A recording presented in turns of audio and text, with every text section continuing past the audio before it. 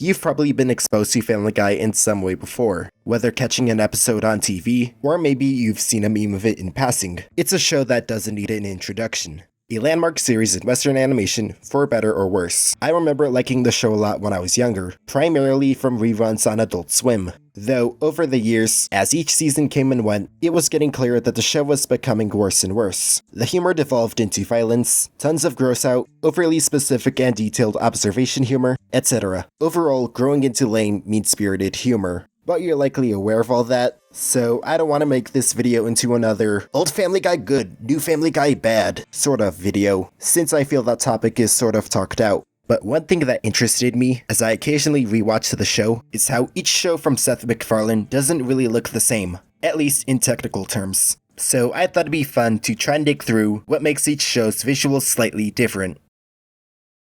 Let's start with Family Guy, since it came out first. We can see that the major character design motif that many people have is relatively realistic body proportions with large and funky head shapes. You got Peter with a big round bod and an arch-shaped head, Lois with a slim figure and diamond-shaped hairdo, Stewie with a small body and a big-ass football head. There's also most of the male characters with large chins, all meshing well with the early seasons' more soft and looser vibe in the animation. Hanna-Barbera cartoons like the Flintstones were a big influence in Macfarlane artistically. Hell, he even worked for the company early in his career, primarily for the cartoons that aired on Cartoon Network as a writer. He even produced a pilot that had a more cartoony look called Larry and Steve, which itself was based on his student film, The Life of Larry. So yeah, the show had a very pleasing art style and direction at some points. But as the show went by in the revival era, the overall visuals became more rigid and dull, and you don't necessarily see many of the new character designs that follow the original formula. Since I can imagine that the newer, more realistic-ish designs do work better with the current animation direction. Even the main characters look slightly different to accommodate the more stiffer animation, with a lot of their shapes getting simplified and refined. But occasionally, the old design flow can show up with some characters, like that one lawyer in recent episodes, Brick Baker. Dude looks like a character that could be from the earlier seasons.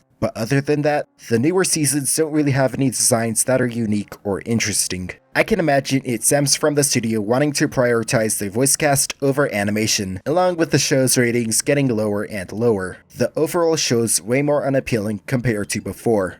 Moving on to American Dad, we can see that there's a slightly different design motif compared to Family Guy's. The characters generally have more realistic body shapes and fashion, to better complement the more grounded and political-based writing of the show.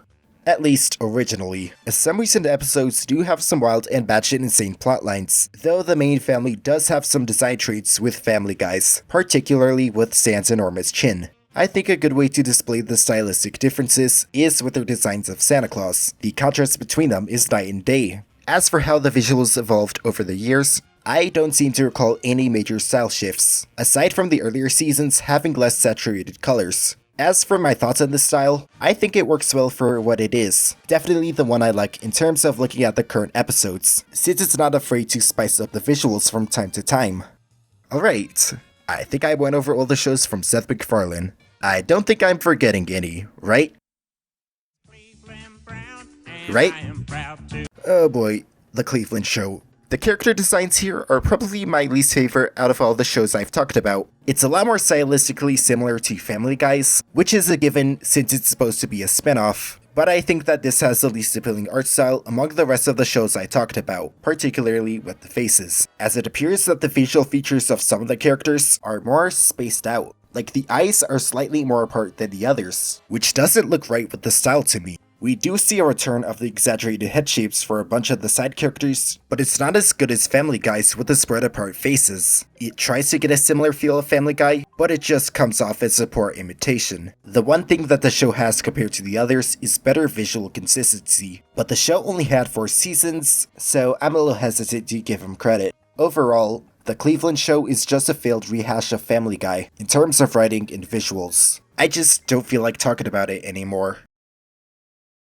I know, you might be asking something along the lines of, Dude, why make a video out of something so random? Why do you care about the art of them Family Guy shows? Well, I saw that Family Guy celebrated its 25th anniversary recently, and it was making me think about the shows. I was always curious over the years as to how each show looks so similar, yet slightly different in the art. Now that I'm well versed as an artist, I can finally see the subtle ways that make each show's art style unique from the others. There was quite a lot of effort put in the visuals, even if it doesn't seem so nowadays. So I hope you found this video interesting. I plan on making more videos that have a strong emphasis on studying art and visuals, and what makes them work well or fail, since I feel that art isn't that well respected in recent times. I mean, look at the current state of the animation industry. Awful, right? So hopefully, you learned something from this video in some way. What about Seth Macfarlane's cavalcade of cartoon comedy? Aren't you gonna talk about it? Hell no.